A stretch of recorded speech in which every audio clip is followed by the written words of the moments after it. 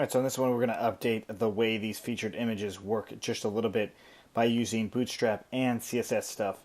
So the first thing I want to do is actually align the text in each one of these to being in the center. So it's like right aligned with the image itself.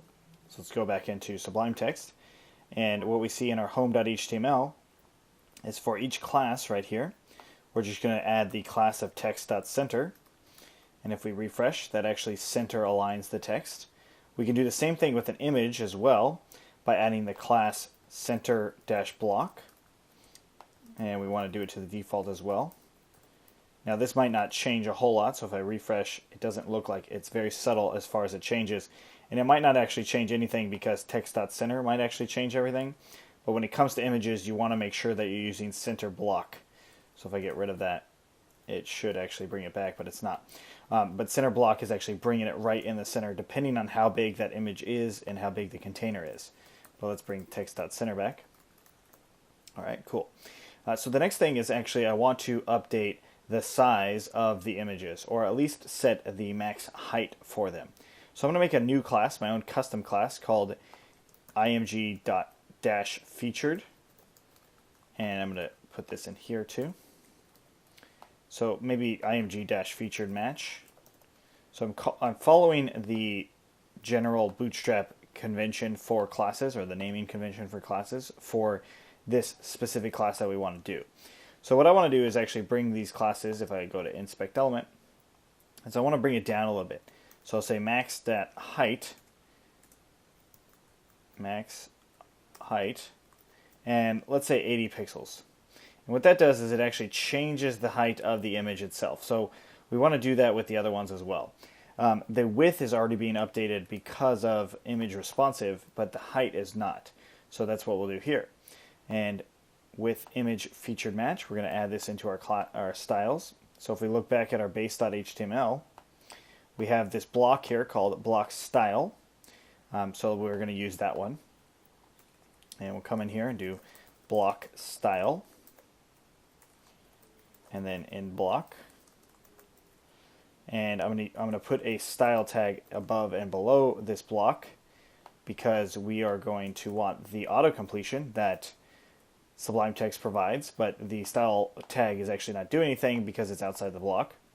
So if we did dot image featured match, because it's a class, we're going to go ahead and do max height being 80 pixels.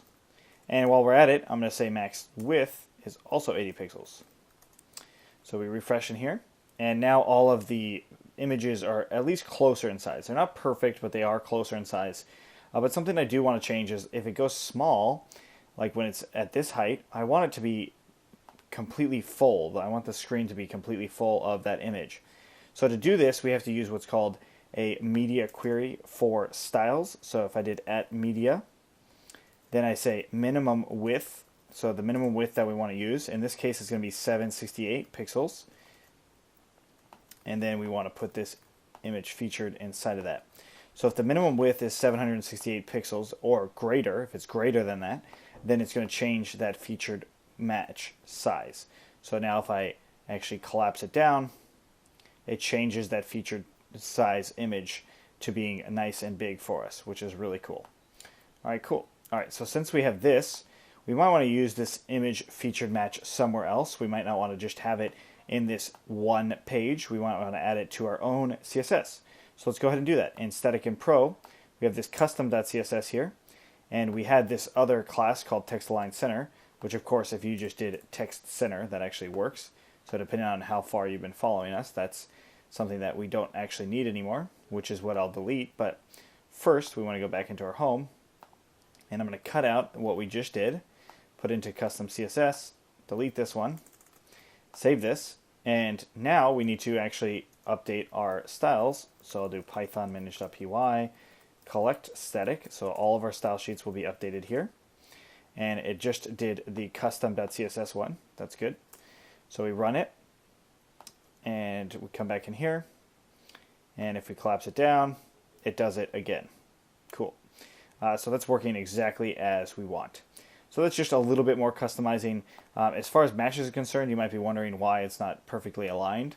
Now, first of all, this is now in the center of the actual item or the block that it's in, where this is not in a row itself. So let's go into home, and we'll see that the matches is not in its own column. It's only in the column small 4 versus how these are.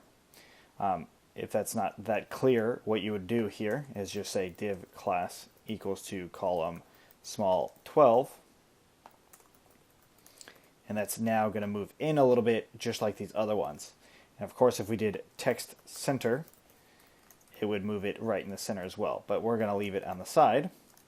And then underneath it, let's just add a heading line, so HR line. All right, so then now that we have this HR line, so HR slash, it's a pretty nice line, we can go back in here and we see that we've got a nice line here, and the actual matches below are fairly useful for us to see. It's got a nice list here of things that we might want to have. Now the other side of it is actually how many matches should show up here, and I'm going to leave it to 6. So going back into our views, inside of this match set, I'm going to have it be up to 6. And if I take a look and I refresh, I only have 5 showing. So what that is because of how we have this going through. So it's actually going through this match set. So we might need it to be a little bit more than that, but I'm not going to actually assume that I know exactly what this match set is going to bring back. So instead, I'll just have it being to 6 here. And if I refresh, now I have 6 of them showing. Now you might be wondering, where did these extra 2 come from? We actually paused it and then added a couple more just so we could have more matches actually show up. So that's what we see here. So now we have users, and there's 6 of them. This is good. This is a good start as far as actually what we see and how it's formatted. So if we click on them, we can actually take a look at these users individually. Cool. So if you have any questions on this, let us know. There is one thing that you might have noticed. If you add more users and then try to go to their page and no match percentage comes up because they haven't answered questions, and then you can't update them after they've answered questions, that's actually a little bit of a bug. So it's something that we will talk about in the next one. So if you have any questions now, let us know. Otherwise, let's keep going.